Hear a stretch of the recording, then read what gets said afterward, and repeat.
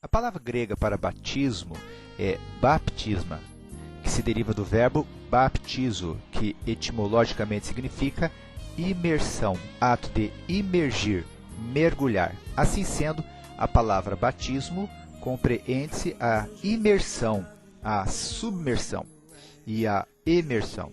Isso explica a prática neotestamentária para o batismo, de acordo com Atos capítulo 2, versículo 38 e 39.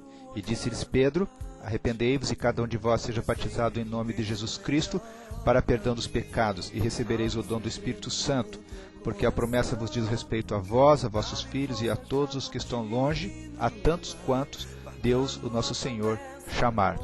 E a realidade do sepultamento e ressurgimento com Cristo Jesus, de acordo com Romanos capítulo 6, versículo 4. De sorte que nós fomos sepultados com ele pelo batismo na morte, para que, como Cristo foi ressuscitado dentre os mortos pela glória do Pai, assim andemos nós também em novidade de vida.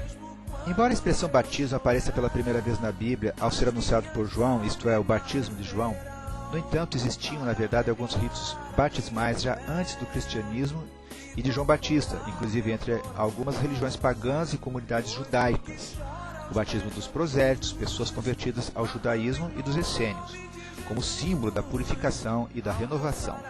Antes do ministério público de Jesus, João Batista enfatizava um batismo de arrependimento àqueles que desejassem entrar no prometido reino de Deus. A despeito de algumas semelhanças com esses vários batismos, o significado, bem como o propósito do batismo cristão, vai muito além e não se compara.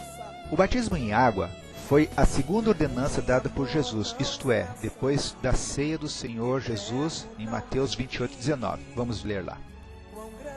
Portanto, ide e fazei discípulos de todas as nações, batizando-os em nome do Pai, do Filho e do Espírito Santo. A ordenança do batismo em água tem feito parte da prática cristã desde Pentecostes. Era o rito que acompanhava a pregação do Evangelho, de acordo com Atos 2:38. E disse-lhes Pedro: arrependei-vos e cada um de vós seja batizado em nome de Jesus Cristo, para perdão dos pecados, e recebereis o dom do Espírito Santo.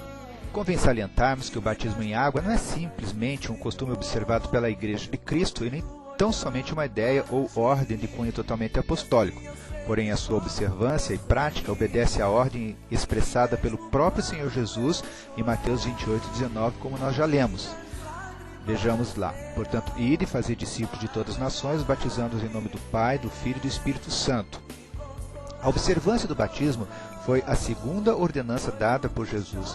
A primeira foi a Santa Ceia, na noite em que Jesus foi traído. Vemos isso em Lucas capítulo 22, versículos 19 e 20. E tomando o pão, e havendo dado graças, partiu-o e deu-lhe, dizendo: isto é meu corpo, que por vós é dado, fazei isto em memória de mim. Semelhantemente, tomou o cálice depois da ceia, dizendo: este cálice é o Novo Testamento do meu sangue, que é derramado por vós. De acordo com o livro de Atos, o batismo fazia parte da evangelização dos apóstolos, como nós já dissemos, de tal modo que é impossível dissociar o batismo da proclamação do Evangelho. O batismo em água estava tão intimamente ligado com o cristianismo do primeiro século que é praticamente impossível a ideia de um cristão não batizado no Novo Testamento. A igreja do primeiro século levava a sério a questão sobre o batismo em águas. Será que nós não devemos fazer o mesmo? Será que também não devemos levar a sério essa questão? Tudo é questão de conhecermos e compreendermos o valor do batismo dentro da esfera do cristianismo. Seja bem-vindo ao assunto, ao tema batismo.